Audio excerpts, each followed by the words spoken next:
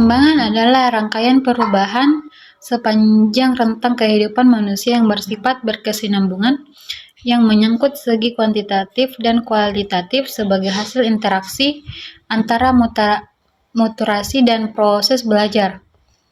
Kemudian, perkembangan diartikan sebagai suatu proses ke arah yang lebih sempurna dan tidak begitu saja dapat diulang kembali. Lebih lanjut dijelaskan bahwa perkembangan lebih dapat mencerminkan sifat yang khas mengenai gejala psikologis yang muncul. Baik, di sini saya akan menjelaskan pengertian perkembangan fisik. Perkembangan fisik peserta didik di usia SD meliputi pertumbuhan tinggi dan berat badan, perubahan proporsi atau perbandingan antar bagian tubuh yang membentuk postur tubuh. Pertumbuhan dan perkembangan fisik anak menentukan keterampilan anak bergerak. Pertumbuhan dan perkembangan mempengaruhi cara memandang dirinya sendiri dan orang lain.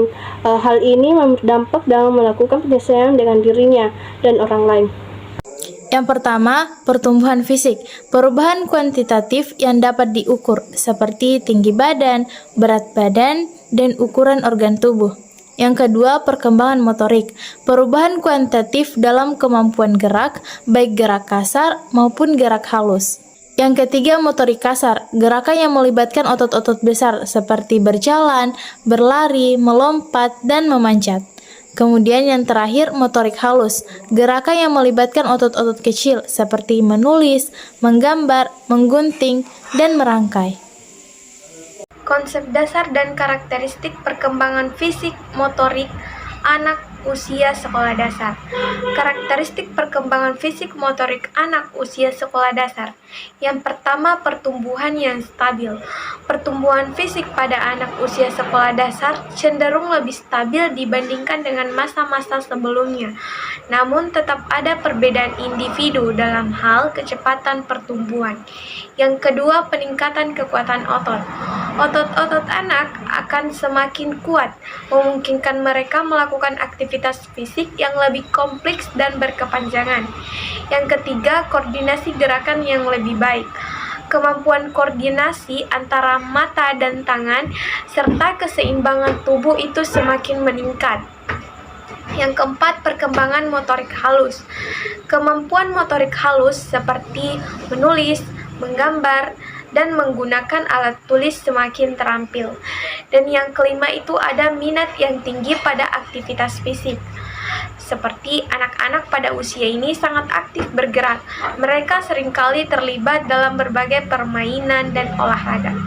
Konsep dasar perkembangan sosio-emosional anak. Yang pertama, perkembangan sosial.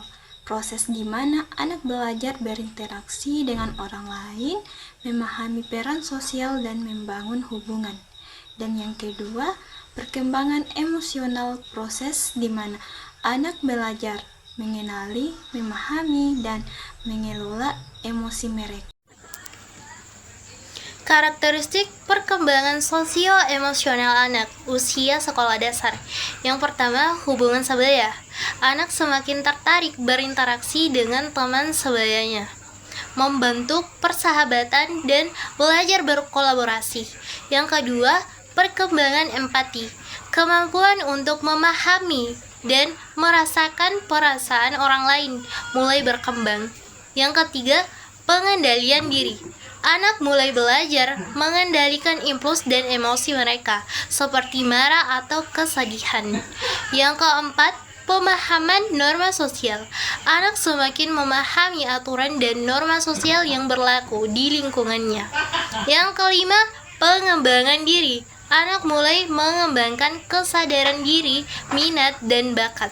Yang keenam, gender. Anak mulai memahami peran gender dan identitas gender mereka.